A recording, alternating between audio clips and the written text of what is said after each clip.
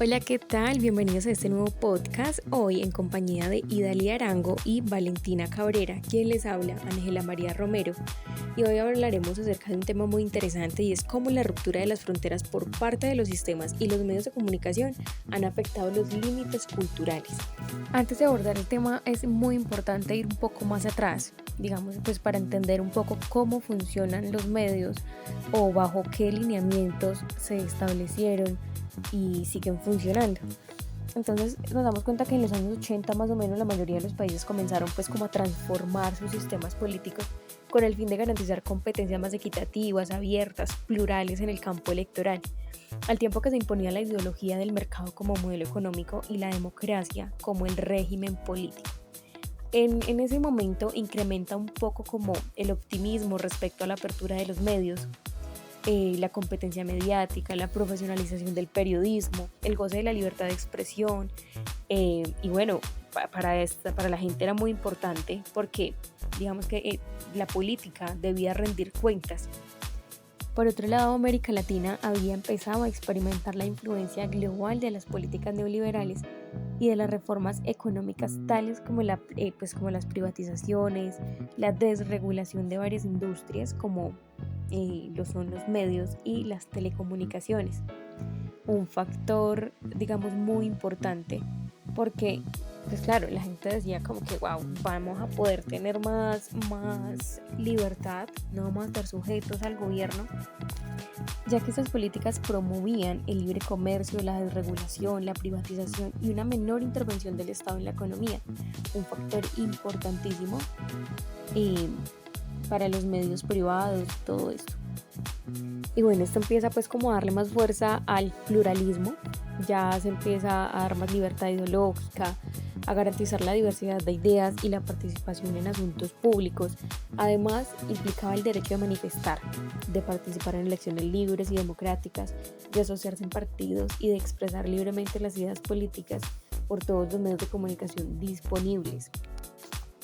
¿Y qué pasó después? Que las corporaciones privadas aumentaron su poder y con esto pues lograron tener mayor autonomía, lo que les permitió tener también una mayor autonomía editorial. Entonces, ¿qué pasa? Que las reformas neoliberales habían consolidado el creciente poder mediático. Es decir, estas trataban como de no perjudicar a las empresas con mayor influencia o a los medios con mayor influencia, fortaleciendo así los privilegios de las corporaciones comerciales. Entonces, varios autores afirman que esos procesos de liberalización y privatización emergieron conglomerados y élites mediáticas más fuertes. Y bueno, es así como se dejan de lado como los principios establecidos desde un inicio y se empieza como a fortalecer más la unión entre unos pocos, generando así como unas ciertas élites fuertes, los cuales pues como dejaron de lado esa idea que tenían al principio, que era brindar mayores garantías de rendición de cuentas, de pluralismo, donde la gente podía participar, y empiezan es como a ver la noticia como algo que se vende. Era más bien como que trataban de siempre subir como el rating y vender una noticia, no con ese enfoque que tenían desde el principio. Entonces, ¿qué pasa? Que los grupos mediáticos lo que hacen es revertir, digamos, las políticas públicas y la regulación a su favor. Entonces dejan de lado la función primordial de los medios informativos, que es obviamente llevar como ese monitoreo, el escrutinio de los poderes públicos. Entonces esta queda de lado, porque ¿qué pasa? Hay unos intereses de por medio que no les permiten ejercer como su tarea o su trabajo periodístico muy objetivamente. Y bueno, frente a lo que hemos hablado hasta el momento, hay dos académicos muy reconocidos. Ellos son expertos en el campo de los medios de comunicación y las políticas de comunicación en América Latina y se han encargado pues como estudiar todo este campo.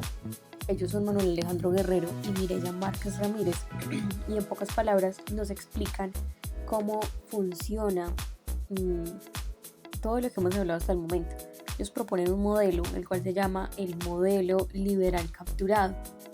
Según estos autores, los sistemas son liberales, ya que están diseñados bajo el modelo de financiamiento privado y son regidos por el mercado, pero que son capturados porque, a diferencia del ideario liberal, no están regidos por el interés público, sino que están sujetos a intereses políticos, económicos o gubernamentales. Y bueno, ya entendiendo un poco cómo funcionan los medios o cuál es el poder que ejercen sobre las masas o cómo influyen en la percepción de las mismas, le damos paso a Idalí y a Valentina, quienes nos explicarán cómo la globalización permea la comunicación. Y obviamente los cambios o las transformaciones que se dan a partir de a nivel cultural. La globalización en la comunicación se refiere en el proceso de interconexión e interdependencia creciente entre distintas regiones del mundo, impulsando por avances tecnológicos y expansión de los medios de comunicación. Esto ha permitido una mayor difusión de información, ideas, culturas y valores a nivel mundial.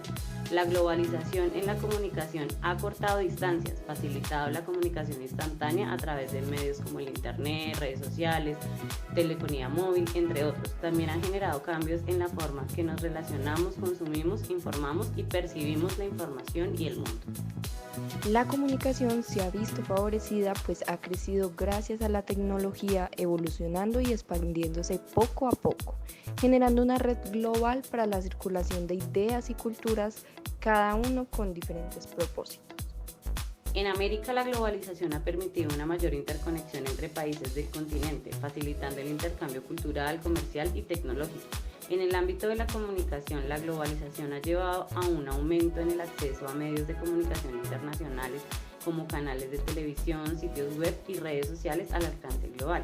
Esto ha permitido que los habitantes de América accedan a información, entretenimiento de todo el mundo, lo que ha contribuido a diversificación de perspectivas y la difusión de ideas. Sin embargo, el proceso de globalización permite a la comunicación conectar e intercambiar información en todo el mundo, accediendo a los modelos de interacción como lo son las redes sociales. En muchas ocasiones se presentan noticias falsas que generan diversas expectativas, creando desigualdades en la interacción y opinión con la información. Así nos damos cuenta que también la globalización en América ha promovido la creación de distintas redes sociales, redes de intercambio, de conocimiento. Sin embargo, también ha planteado desafíos como la homogeneización cultural y la influencia de medios extranjeros en la identidad y las prácticas locales. Es por ello que se presentan consecuencias, pues la comunicación transmite y además forma identidades, pues enseña a percibir la realidad, generando en algunas ocasiones pérdidas de identidad cultural. Recordemos también que la comunicación permite generar una relevancia en los productos locales, pues somos el primer contacto con nuestros productos. Es por ello que en América Latina hay un proceso y se debe crear espacios de comunicación, ya sea regionales, nacionales o locales, para las la nueva generación y nuevas formas de producción de información.